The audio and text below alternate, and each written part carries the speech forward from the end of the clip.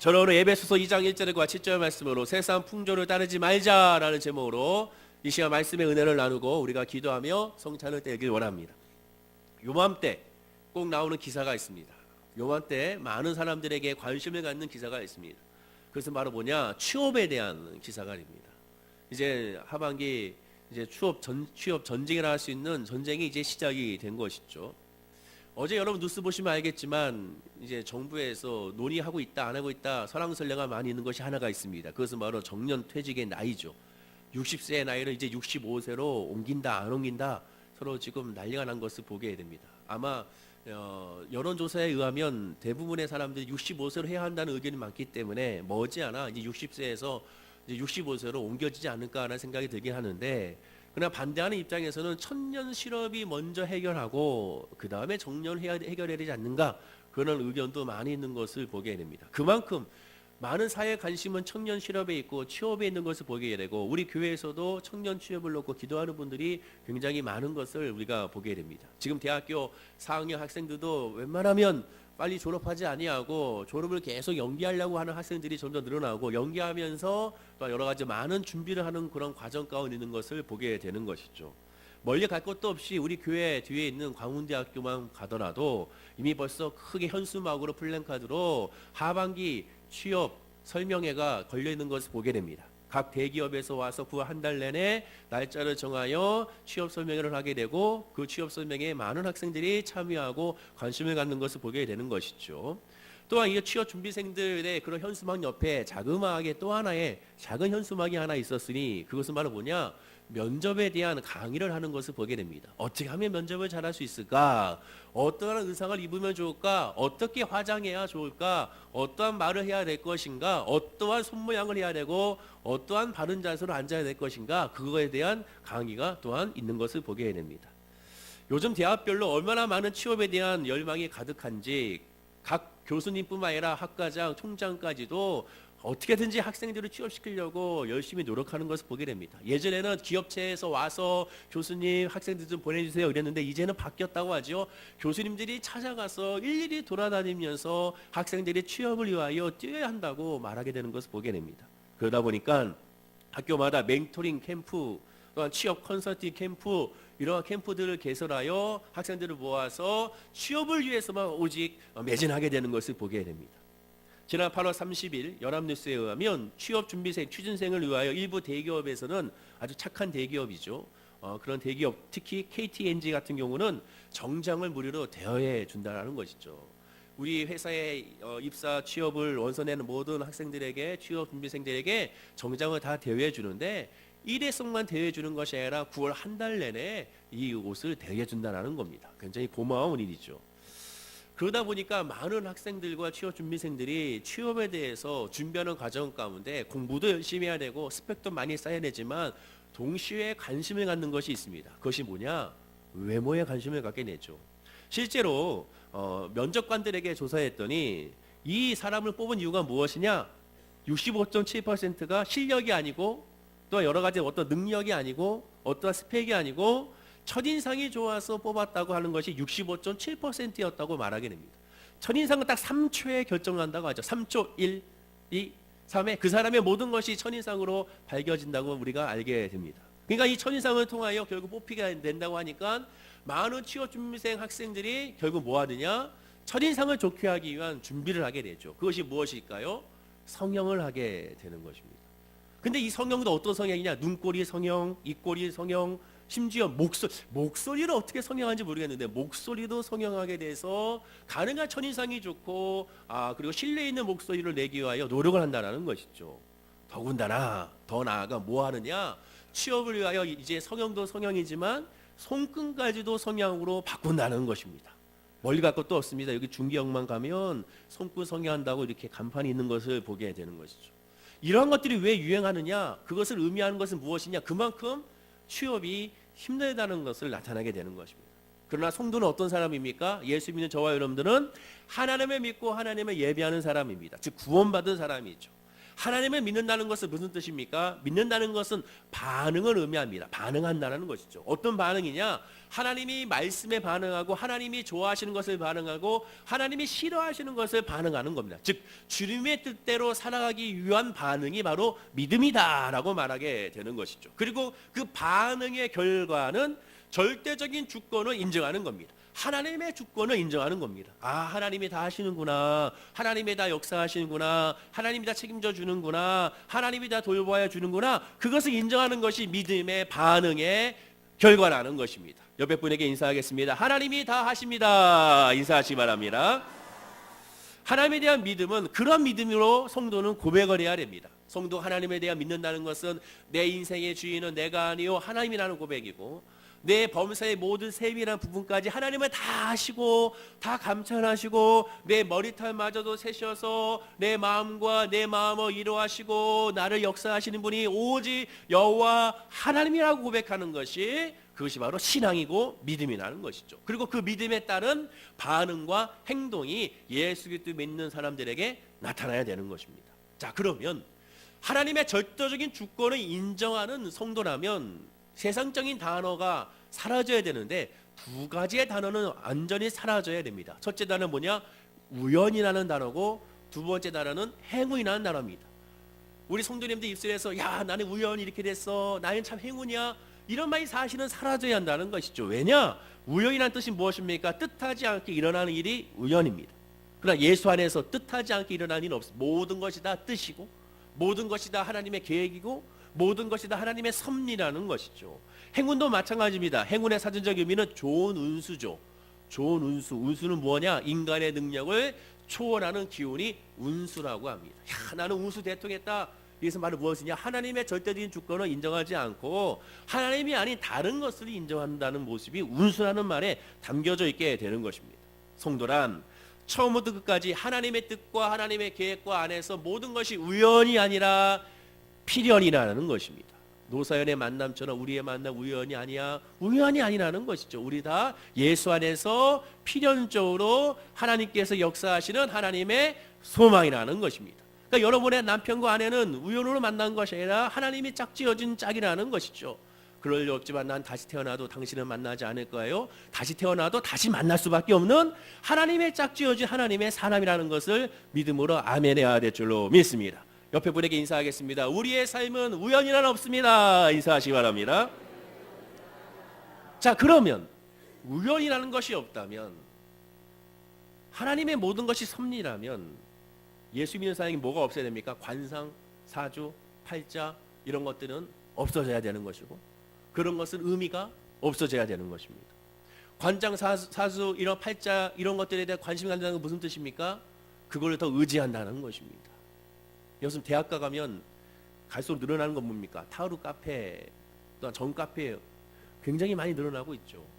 그리고 심지어 대학 축제 때에도 아주 버젓이 갖다 놓고 이제 점 치워주고 토종 비용을 해주고 하는 것을 보게 됩니다. 혼자 오면 3,000원, 둘이 오면 5,000원. 근데 거기 써 있어요. 얼굴 이쁘면 4,000원 써 있게 되는 거죠. 거의 여기서도 첫인상을 중요시 여기는. 근데 관상과 사주와 팔자 이런 것들을 참고하고 의지한다는 것은 하나님을 의지한다는 것이 아닙니다. 말로는 하나님을 믿는다 하면서 실제로 믿지 않는 것이 그것을 의지하는 것입니다. 오늘 본문은 2절에 보십시오. 다 함께 화면과 함께 읽어보겠습니다. 그때 너희는 그 가운데서 행하여 이 세상 풍조를 따르고 공중의 권세 잡은 자를 따랐으니 곧 지금 불순종의 아들들 가운데서 역사하는 영이라. 이 세상 풍조를 따랐다. 공중의 권세 잡은 자를 따랐다. 언제? 예수 믿기 전에는 그렇게 했다. 그러나 이제는 그렇게 하지 말아야 한다는 겁니다. 예수를 믿으면 세상적인 것에 관심을 갖지 말아야 한다는 걸, 세상의 이치에 따라서 움직이지 말아야 되는 것입니다. 예수 믿었으면 아이의 이름을 지을 때 성명학으로 찾아가서 이름 짓는 사람 찾아가서 이름 지을 필요 없이 본인이 기도하고 이름 지으면 되는 것입니다. 이름 자체에 대해서 너무 큰 의미를 부여하지 말고 하나님의 믿음 안에서 의미를 부여해야 되는 것입니다. 정확하게 결론을 맺습니다. 곧 지금 불순종의 아들 가운데 역사하는 영이라. 즉 사단의 영에 이끌림 받고 있다는 것이죠. 공동 번역 성경을 보면 더 이렇게 무시무시하게 말합니다. 제가 읽어드릴게요. 여러분이 죄에 얽매여 있던 때에는 이 세상 풍조를 따라 살았고 허공을 다스리는 세력에 두목이 지시하는 대로 살았으며 오늘날 하나님을 거역하는 자들을 조롱하는 악력의 지시대로 살았습니다. 예수 믿기 전에는 악령의 지세로 살았다는 것이죠. 중요한 것은 포인트는 여러분이 죄에 얽매여 있었기 때문에 그렇다는 겁니다. 예수를 믿지 않았기 때문에 그렇다는 것이죠. 그러나 이제 예수 믿었다면 이 세상 풍조와 이 세상 가치와 이 세상이 원하는 것으로 따라가는 것이 아니라 하나님의 말씀으로 따라가는 것이 예수 믿는 사람의 모습이고 그 신앙의 고백이 저와 여러분에게 있어야 한다는 것입니다. 자, 그럼 왜 그렇게 사주와 팔자와 이런 것에 관심을 가질까? 왜 그런 것에 혹하고 오늘의 운세에 혹하게 되는 것인가? 왜 토종비결에 그렇게 좋아하게 되고 내가 믿지 않는다 하면서도 누군가 그 얘기를 하면 괜히 옆에서 나도 한번 봐줬으면 좋겠다라고 하면서 하는 사람도 있는 것을 보지 않습니까? 그리고 좋은 얘기 해주면 맞아 그러고 안 좋은 얘기하면 야, 나 예수 믿는 사람이야 이렇게 얘기하는 경우를 우리는 보게 되는 것입니다. 여러분 실제로 크리스찬 뉴스 거기에 예전에 한 10년 전에 통계해 보면 점쟁이에게 찾아오는 사람 중에 예수 믿는 사람들이 그렇게 많다는 겁니다. 제가 알고 있는 권사님 한 두 분도 열심히 때가 되면 그곳에 찾아가는 분들이 있어요. 그러면서 말합니다. 전 예수 믿어요. 하지만 왜 보냐고 그거를. 왜 봅니까? 이유는 하나입니다. 두렵기 때문에 그렇습니다. 미래에 대해서 알지 못하기 때문에 그렇습니다. 이 세상 풍조를 따라 믿지 않다면서도 미신하고 하면서도 가짜라고 하면서도 운세, 타로, 손금, 관상, 무당을 찾고 관심을 갖습니다. 왜냐? 불안하기 때문에 그렇습니다. 내일은 난 몰라요. 하루하루 살아요. 그것이 예수 믿는 사람의 솔직한 고백이 되어야 되는데 내일은 모르니까 궁금하고 두렵기 때문에 찾아가는 것입니다. 쉽게 말해 점을 치는 것입니다. 여러분 점쟁이에는 두 종류가 있습니다. 첫 번째는 학습 무당이라고 하는 점쟁이가 있죠. 즉 열심히 공부해가지고 점을 치는 사람들이 있습니다. 사주와 송금같이 동양 철학을 전공하여 그 이론대로 풀어가는 점쟁이죠. 오늘날 뭐 대학에는요 대학원 과정, 석사 과정도 있습니다. 석박사 통합 과정도 있어서 아주 학위를 주고 이것을 점쟁이를 양성합니다. 그런데 그분들은 점쟁이라고 말하면 굉장히 싫어하죠. 뭐라 하냐?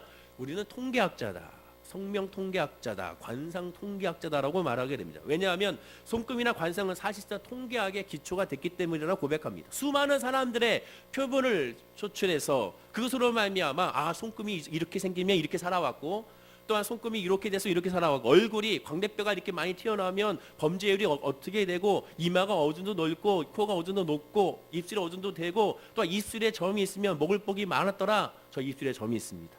이 먹을복이 많았더라. 그런 거에 집중하는 사람들을 보게 되죠. 눈썹 미간에 점이 있으면 나중에 운수 대통한다더라. 여러분 또 집에 가서 이마에 이런 데 점이 있는지 확인하지 마시고 이런 것들에 대한 통계학이 바로 이런 관상과 사주로 나타난 것이라고 말하게 됩니다.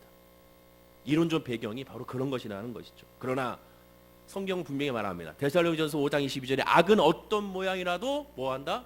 버려라라고 말씀합니다. 예수 아닌 모든 것은 다 버려야 되는 거죠. 왜? 그것은 세상의 이치요 악한 영에 사로잡힌 거기 때문에 그렇습니다. 실제로 통계학이라는 것은 여기 계신 분 중에 통계학을 전공한 분인지 모르겠지만 통계학은 항상 뭐가 있습니까? 오차라는 것이 있습니다. 오차가 없을 수가 없어요.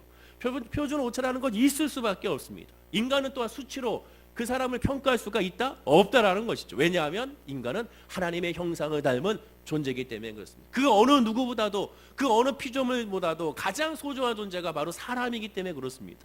옆에 분에게 인사할까요? 당신은 너무나도 소중한 존재입니다. 인사하시기 바랍니다. 물론 사람은 단점이 있습니다. 장단점이 있습니다. 그럼 하나님은 어떻게 사용하십니까? 단점을 없애고 사용하시는 분이 아닙니다. 하나님의 단점은 자체를 없애지 않습니다. 왜? 그 단점조차도 하나님께서 피조물로 우리를 세우신 하나의 모습이기 때문에 그렇습니다. 사람에게 있는 장단점 그 모든 것을 하나님은 그대로 사용하십니다. 단점 그대로 사용하십니다. 히브리서 7장 28절에 율법은 약점을 가진 사람들을 제사장으로 세웠거니와 율법 후에 하신 맹세의 말씀을 영원히 온전하게 되신 아들을 세우셨습니다. 약점을 가진 사람들을 제사장으로 세웠다. 하나님은 오히려 약점 있는 사람들을 세워서 하나님은 하나님 일을 하신다는 겁니다. 약점 자체, 단점 자체가 그것이 아주 심각한 문제가 될 수가 있다. 하나님 앞에서는 없다라는 것입니다.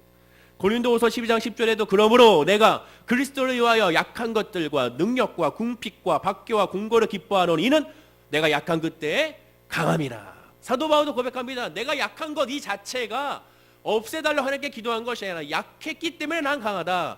왜? 약하기 때문에 주님을 의지하기 때문에 그렇다라고 고백하게 되는 겁니다. 사람에 있는 그 약점과 단점이 인간의 눈으로 봤을 때는 약점과 단점이 될지 모르지만 하나님의 시선으로 봤을 때 그것이 약점과 단점이냐, 그것을 통해 하나님 우리를 인도하시고, 그것을 통해 하나님을 보고 해주시고, 그것을 통해 하나님을 역사하시고, 그것을 통해 하나님의 축복 주신다는 것을 기억하고 깨달아 알아야 될 줄로 믿습니다. 제가 예전에 교회에 있을 때 권사님 두 분이 너무 싸웠어요. 서로 너무 싸웠어요. 늘 성령에 충만하신 분인데 서로가 너무 싸우는 겁니다.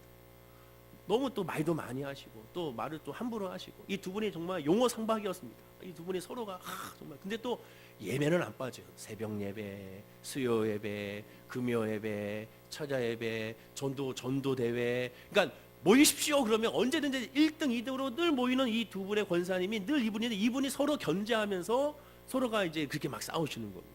말도 많이 하시고. 그러니까 많은 사람들에게 전도도 많이 하시고 많은 사람 보급도 많이 했지만 동시에 서로 많이 싸우니까 그것 때문에 상처받는 사람도 많았어요. 그래서 제가 생각했죠. 이렇게 많이 분들 어떻게 하면 좋을까? 이 두 분은 어떻게 하면 좋을까? 제가 아이디어가 떠오른 겁니다. 뭐냐면 예배 시간에 이분들한테 통성기도를 시켰어요. 그래서 제가 연합 예배 드리고 이렇게 할 때, 교구 연합 예배 드리고 하면은 이 성전에서 예배 드리지 않습니까? 그러면 예배 드릴 때 권사님, 저 혼자 예배를 인도하니까 힘드니까, 이 기도를 인도하기 힘드니까 제가 안수기도 할 때 권사님 두 분이 마이크 잡고 통성기도 좀 해주세요. 그때 처음에 우리가 어떻게 해요? 목사님, 저 어떻게 합니까? 그랬는데 제가 시켰습니다. 그때 두 분이 서로가 더 목소리가 더 높으려고, 내가 너보다는 더 잘하리라, 더 열심히 그냥 주여 삼창을 하시면서 두 분이 그냥 마이크가 터질 정도로 하시는데 얼마나 성령에 충만한지, 그거를 한 몇 개월 하니까 이분들이 서서히 조금씩 달라지는 것을 발견할 수가 있었습니다. 그렇구나.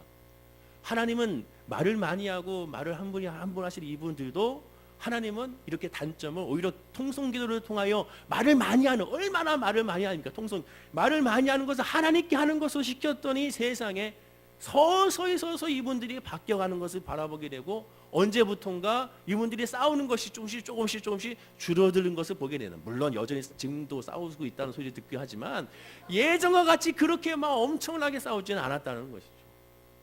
여러분, 하나님은 단점을 그대로 사용하신다는 것을 알아야 됩니다. 기도원을 보십시오. 기도는 어떤 사람입니까? 믿음의 용사라고 하죠. 그러나 성경은 뭐라고 얘기합니까? 믿음의 용사라고 표현하지 않습니다. 그는 겁쟁이였고 소심한 사람이었습니다. 그럼 하나님은 그것을 바꿔줬습니까? 내가 널 믿음의 용사로 정말 강하고 담대하고 다윗같이 너에게 정말 근육을 울그락불그락하고 골리앗과 같이 키를 장성하게 해서 널 쓰겠다. 아닙니다. 연약한 모습 그대로, 소심한 모습 그대로, 샌님 같은 모습 그대로 하나님은 기도원을 그대로 사용하셔서 미디안이라는 어마어마한 대적을 이기게 하신 것을 보게 됩니다. 모세도 마찬가지입니다. 모세의 약점, 단점을 하나님은 그대로 사용하셨죠. 나는 말을 할 수 없습니다. 그래? 그럼 내가 사람을 붙여줄게. 형 아론을 붙여주셔서 사용하신 것을 보게 되는 것입니다. 단점과 약점 그 자체가 문제가 아닙니다. 고린도전서 2장 26절과 31절의 말씀, 이런 말씀이 있습니다. 좀 길게 하지만 다 함께 읽겠습니다. 시작. 형제들아, 너희를 부르심을 보라. 육체를 따라 지혜 있는 자가 많지 아니하며 능한 자가 많지 아니하며 문벌 좋은 자가 많지 아니하는도다. 그러나 하나님께서 세상의 미련한 것들을 택하사 지혜 있는 자들을 부끄럽게 하시고 세상의 약한 것들을 택하사 강한 것들을 부끄럽게 하시며 하나님께서 세상의 천한 것들과 멸시받는 것들과 없는 것들을 택하사 있는 것들을 폐하려 하시나니 이는 아무 육체라도 하나님 앞에서 자랑하지 못하게 하려 하심이라. 기록된 바 자랑하는 자는 주 안에서 자랑하라 함과 같게 하려 함이니라. 하나님 어떻게 사용하십니까? 약한 사람을 사용하십니다. 예전에 이 성경 말씀만 읽으면 한 권사님 그랬었어요. 저는 목사님, 저는 이 성경 볼 때마다 시험 들어요. 왜요? 이렇게 나오죠. 약한 것들, 것들이라고 하지 않습니까? 것들 듣는 것들 기분 상해요 그러시더라고. 여러분, 그러나 우리는 알아야 됩니다. 약한 것들이 은혜라는 것이죠. 저와 여러분들은 약한 그때 하나님이 강하게 역사하시고 하나님께서 우리를 인도하시고 축복하신다는 것을 우리는 기억하고 깨달아 알아야 되는 것입니다. 우리의 부르심을 보라. 육체를 따르지 아니했다. 지혜를 따르지 아니했다. 상벌 조건을 따르지 아니했다. 오직 믿음으로 우리를 선택하시고 사랑으로 우리에게 보고 주셨음을 기억하고 깨달아 알아야 할 줄로 믿습니다. 따라서 열심히 공부하는 학습무당 같은 그런 사람에게 혹할 필요가 있다? 없다라는 것이죠. 통계학은 예수 믿는 사람에게서 들어가느냐? 들어갈 수가 없다라는 것입니다. 문제는 두 번째인데, 학습무당이 아닌 박수무당이 있습니다. 박수무당이라는 사람이 누구냐? 신내림 무당이라고도 하죠. 신내림 무당. 신내림 무당의 사전적인 의미는 이렇습니다. 악령의 신내림을 받아 지나간 일을 알아맞추거나 장래를 대하여 예언하는 자들. 일명 이들은 귀신 들린 점쟁이 나갈 수가 있죠. 귀신 들린 점쟁이입니다. 귀신 들린 점쟁이의 특징이 무엇입니까? 과거는 기가 막히게 맞춥니다. 과거는 기가 막히죠. 당시 이렇게 했죠. 혹하죠. 근데 문제는 뭡니까? 미래는 기가 막히게 못 맞춘다는 것이죠.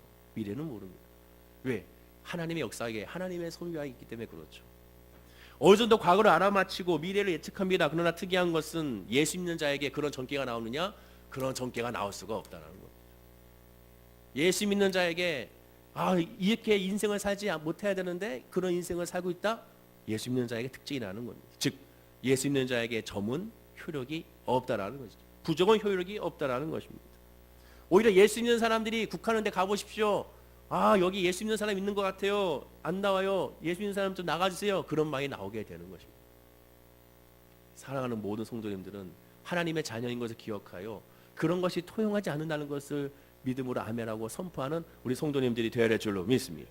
마가복음 1장 23절 24절에 보면 마침 그들의 회당에 더러운 귀신 들린 사람이 있어 소리질러 이르되 나사렛 예수여 우리가 당신과 무슨 상관이 있나이까? 우리를 멸하러 왔나이까? 나는 당신이 누구인지 아노니 하나님의 거룩한 자니이다. 귀신인 자가 예배 장소에 있었습니다. 예배 장소에서 예수님의 말씀이 선포될 때 그가 나를 멸하러 왔나이까? 난 당신이 누군지 압니다라고 고백하게 됩니다. 이 말씀 보면 너무나도 안타까운 것이 예수 그리스도 메시아 하나님의 아들이 이 땅에 오셨는데 이 땅에 오신 걸 제일 먼저 발견한 예수님이 누구인지를 정확하게 안 사람이 누구냐? 사람이 아니라 귀신이 알았다는 겁니다. 사람은 몰랐어요. 주의 정도는 몰랐어요. 율법사들은 몰랐어요. 바리새인들도 몰랐어요. 예수가 메시아인지는 몰랐습니다. 그리스도인을 알지 못해서. 그러나 사단은 예수가 메시아인지 정확히 알았습니다. 귀신 들린 자가 제일 먼저 알아보고 그에게 엎드려 살려달라고 외치는 것이죠. 마태복음 8장 29절에도 이에 그들이 소리질러 이르되 하나님의 아들이여 우리가 당신과 무슨 상관이 있나이까? 때가 이르기 전에 우리를 괴롭게 하려고 여기 오셨나이까? 라고 말하게 됩니다. 예수가 누군지를 정확히 안 사람은 사람이 아니라 귀신이었습니다. 즉 귀신은 알기 때문에 예수 믿는 자를 더 잘 알 수밖에 없고 하나님의 사람 성령에 충만한 사람을 알 수밖에 없기 때문에 그러한 무당들의 그런 점이나 이런 것들이 토용되느냐 통용될 수가 없다라는 것입니다. 물론 초자연적인 능력을 발휘하기도 합니다. 작두 타기가 대표적인 것이죠. 작두를 타서 날선 그 작두를 타면서 신비롭게 보이고 초자연적에 보여서 능력 있는 것을 보이게 됩니다. 조금만 생각해 보십시오. 왜 굳이 작두를 타느냐? 다른 거 하지 왜 작두를 타는가? 거기 타서 뭐 하려고? 그러나 무당들은 그런 것을 할 수 있다 하더라도 더 이상 할 수가 없습니다. 출애굽할 때 보십시오. 출애굽했을 때 모세를 통하여 이스라엘 백성들이 출애굽했을 때 그 당시에 술객들도 하나님께서 하셨던 재앙 첫 번째와 두 번째 재앙 즉 피의 재앙과 개구리의 재앙을 흉내를 냈습니다. 그런 세 번째 재앙 이의 재앙부터는 아무것도 손 쓰지 못하고 오히려 그들은 도망친 것을 보게 되죠. 신명기 18장 9절과 11절에 이렇게 말씀합니다. 내 하나님 여호와께서 내게 주시는 땅에 들어가거든 너는 그 민족들의 가증한 행위를 본받지 말 것이니 어떤 것이냐?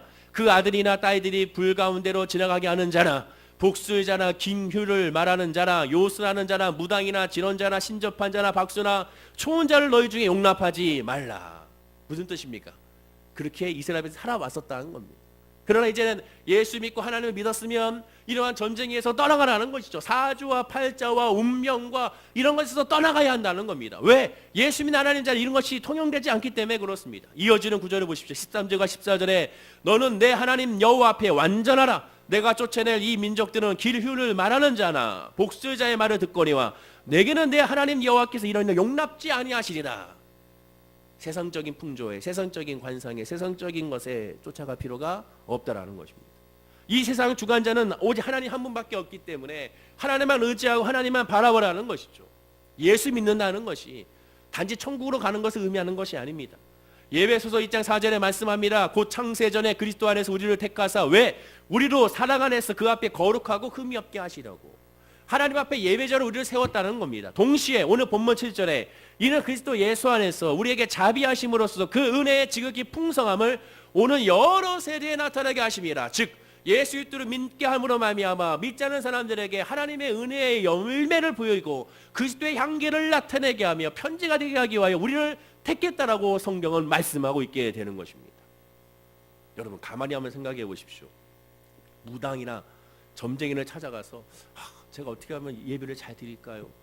제가 어떻게 하면 기도를 좀 잘할까요? 제가 어떻게 하면 하나님의 일을 더 섬길까요? 어떻게 하면 하나님의 뜻을 제대로 알 수 있을까요? 이렇게 물어보는 그런 사람이 있습니까? 물어본 사람이 없습니다. 대부분 점쟁이나 무당이나 관상을 보는 이유가 뭡니까? 토종 비결을 보는 이유가 뭡니까? 이런 취업 때가 되면 취업이 됐지 안 됐지를 물어보는 그 이유가 무엇이겠습니까? 그 무엇이 무엇일까요? 다 세상적인 것입니다. 오늘 본문 말씀을 통하여 이 세상 풍조 쫓지 말라고 하면서 기류를 맞추는 자나 복수자나 찾지 말라고 했다고. 아유 목사님 우리는 안 찾아요. 우리 예수 믿는데 점집에 가는 사람 없어요. 토종 비결 보는 사람 없어요. 또한 오늘의 운세 보면서 그것 때문에 하루하루 기뻐하고 좋아하는 사람 없습니다. 물론 없습니다. 우리 교회는 없죠. 근데 오늘 제가 말씀드리고자 하는 무엇이냐, 외형적인 그것을 말씀하는 것이 아니라는 겁니다. 오늘 성경은 그것을 말씀하는 것이 아니라는 것이죠. 무당이나 점쟁이를 찾아온 이유가 무엇입니까? 자기의 형통이 아닙니까? 자기의 출세, 자기의 성공, 자기의 형통을 보장받는 길, 애군을 사전에 막아서 사업의 계획과 대학 입시와 결혼과 출산 등 자기가 계획하는 모든 것들이 어떻게 되는지 궁금하고 그것이 잘못되지 않도록 도와달라는 것이 바로 점쟁이를 찾아가는 목적이라고 말씀을 드렸습니다. 다 그거 이유죠. 다른 이유가 없습니다. 내가 저 사람 사랑하고 싶은데 사랑할 수가 없어요. 사랑할 수 있도록 부적도 써주세요. 그런 사람 있습니까? 전 한 사람도 그런 사람 본 적이 없습니다. 다 자기의 삶의 문제와 앞날 가운데 잘 되는 것을 바라보고 점쟁이와 무당을 찾아가는 것이라는 것이죠. 아무리 과학이 발달한 시대라 하더라도 오히려 영적인 무지는 날로 커지고 있음을 알아야 됩니다. 2017년도 8월 8일 날 헤로드 경제신문에 보면 한 기사가 나오는데 그 기사가 제목이 뭐냐, 스마트폰 운세 애플리케이션 등록된 업체가 1000개가 넘었다는 것이죠. 제가 하나 사진을 뽑아왔는데 한번 여러분들 컴퓨터 보면, 스마트폰 보면 운세만 찍어도 어마어마하게 나옵니다. 굉장히 많이 나와. 그런데 다운로드 수가 또 어마어마하다는 것을 확인할 수가 있는 것이죠. 알게 모르게 많은 사람들이 이러한 토종비가 오늘의 문서를 애플리케이션 다운받아서 보고 있는 것입니다. 왜? 내가 어떻게 되는지 궁금하고 내가 잘 되는 것이 궁금하기 때문에 그렇습니다. 성경은 그들을 두고 이렇게 말씀합니다. 오늘 본문 2절과 3절에 그때 너희는 그 가운데서 행하여 이 세상 풍조를 따르고 공중의 권세 잡은 자를 따랐으니 곧 지금 불순종의 아들들 가운데 역사하는 영이라. 전에는 우리도 그 가운데서 우리 육체의 욕심에 따라 지내며 육체와 마음에 원하는 것을 하여 다른 이들과 같이 본질상 진노의 자녀였다라고 말씀하죠. 즉 예수를 알지 못했기 때문에 그런 것을 따른다는 것이죠. 잠언서 30장 8절과 9절 말씀인데요. 이 말씀은 중요하니까 다 같이 한번 읽어보겠습니다. 자, 시작. 곧 헛된 것과 거짓말을 내게서 멀리하옵시며 나를 가난하게도 마옵시고 부하게도 마옵시고 오직 필요한 양식으로 나를 먹이시옵소서. 혹 내가 배불러서 하나님을 모른다 여호와가 누구냐 할까 하오며 혹 내가 가난하여 도둑질하고 내 하나님의 이름을 욕되게 할까 두려워함이니이다. 예수 믿는 사람의 솔직한 고백이 바로 이 고백이 되어야 되는 겁니다. 육신이 있기 때문에 세상적인 것도 궁금하고 세상적인 것도 알아야겠습니다. 그러나 세상적인 것에 대해 궁금하고 알려고 했더니 내 마음의 영이 그런 것을 용납하지 않기 때문에 하나님을 바라보려 합니다. 하나님을 바라보지만 그러나 여전히 육신의 모습이 있기 때문에 또 세상적인 것을 바라보게 되면 그러니 얘기하지 않습니까? 하나님이여 나로 하여금 가난하게도 마옵시고 부하게도 마옵소서. 성도가 하나님 앞에 바로 서기만 하면 전쟁은 여호와께 속한 것이기 때문에 언제든지 승리는 보장되어 있습니다. 성도가 세상적으로 구체적으로 어떤 직업을 가지고 누구랑 결혼하면 어떻게 살아갈 것인지를 하나님 일일이 다 설명해 주거나 다 가르쳐 주지 않습니다. 왜? 인간에게 자유의지를 줬기 때문에. 그러나 분명한 것은 결론은 맺혀져 있습니다. 그래서 말은 무엇이 합력하여 선을 이룬다는 것이죠. 여러분이 동으로 가든 서로 가든 남으로 가든 부로 가든 무슨 결정을 하든 사업을 하지 않든 그 학교에 들어가든 그 학교에 들어가지 않든 그 사람과 결혼하든 그 사람과 결혼하지 않든 그 모든 결과는 이미 정해져 있습니다. 합력하여 선을 이루고 좋은 역사가 좋은 열매가 맺혀진다는 것을 기억하고 깨달아 알아야 되는 것입니다. 그런데 우리가 중요한 것은 무엇입니까? 하나님의 뜻과 하나님의 계획과 하나님의 섭리가 아닌 먼저 내가 잘 되는 것에 초점을 맞추는 것입니다. 그러나 어찌합니까? 복음은 하나님이 믿는 성도의 믿음의 역사는 내가 먼저 잘 되는 것이 중심이 아니기 때문에 그렇습니다. 예수 그리스도를 믿는다는 것이 내 사업이 잘 되고 내 직장의 문이 열리고 축복을 받는다, 그것이 먼저가 아니기 때문에 여기서 바로 오류가 발생하게 되는 것입니다. 하나님을 믿고 하나님을 예배하고 하나님을 기도하고 오늘 성찬을 떼는 이유가 무엇입니까? 목적이 무엇입니까? 내 삶의 문제 해결해 주십시오가 목적입니까? 아니라는 것입니다. 성경은 그렇게 말씀하고 있지 않습니다. 예수님을 믿고 예수님을 따르는 사람의 특징은 무엇입니까? 제일 첫 번째가 뭐라고 말씀합니까? 자기를 부인한다고 하지 않습니까? 자기를 부인하고 나를 따라올 것이다. 자기 십자가를 지고.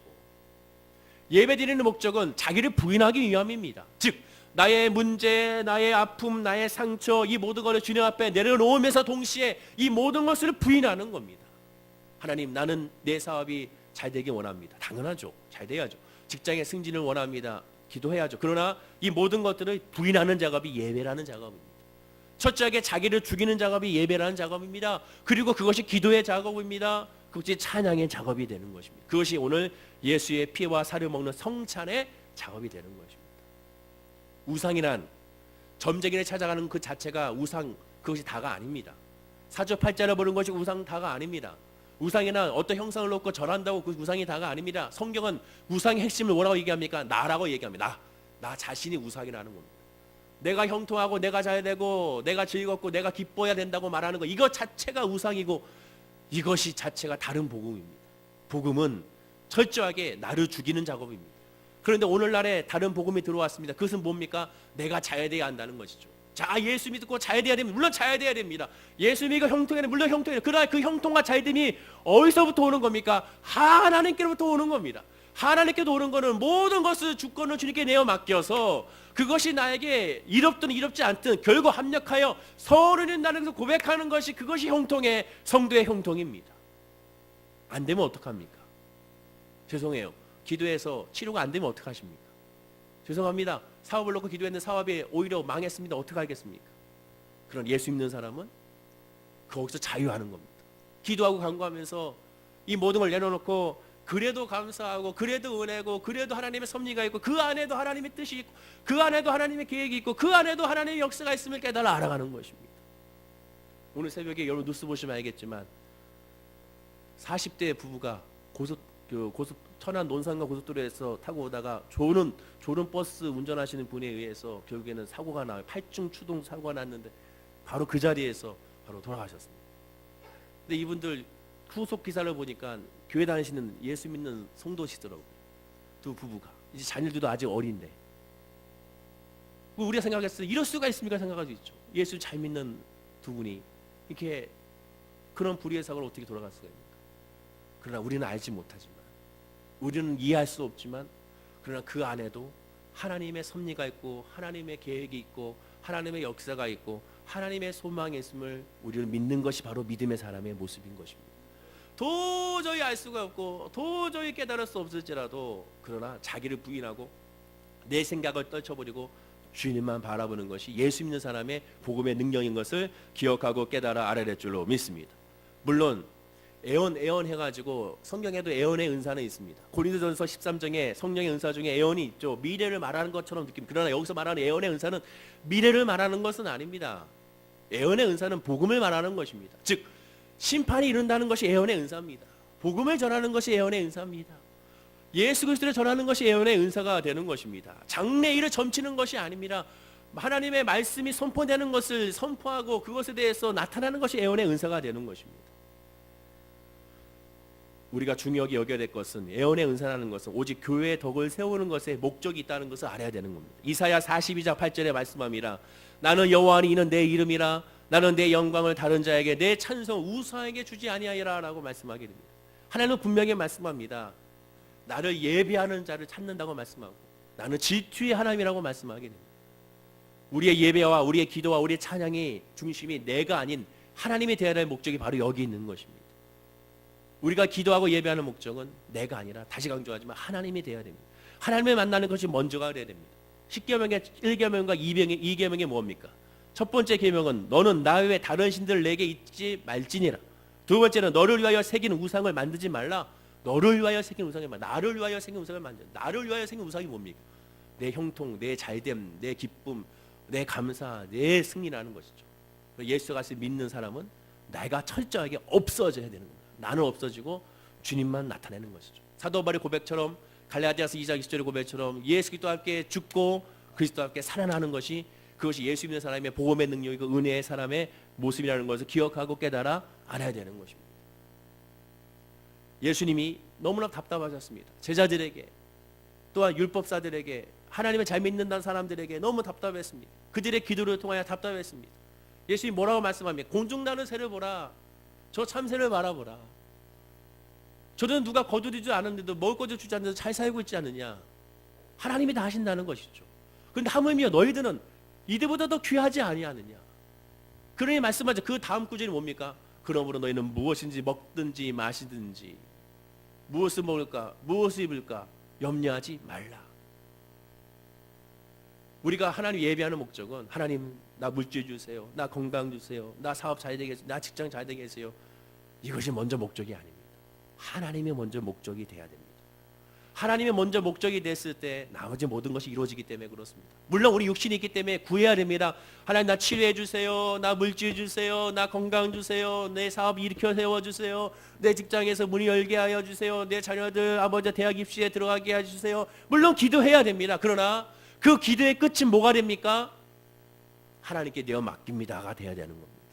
끝까지 믿습니다. 나는 될 줄로 믿습니다 아니라 하나님께서 하실 줄로 믿습니다가 돼야 되는 겁니다. 무슨 일을 만나는지 만사형통한다는 믿음의 고백이 우리 입술의 고백이 이루어졌을 때 그것이 진짜 예수 안에 있는 성도의 모습이라고 성경은 말씀하게 되는 것입니다. 야고보서 4장 4절과 5절에 가늠한 여인들아 위를 말합니다. 예수를 의지하지 않고 하는 사람들, 세상과 벗된 것이 하나님과 원수됨을 알지 못하느냐. 그런데 누구든지 세상과 벗이 되고자 하는 자는 스스로 하나님과 원수되는 것이니라.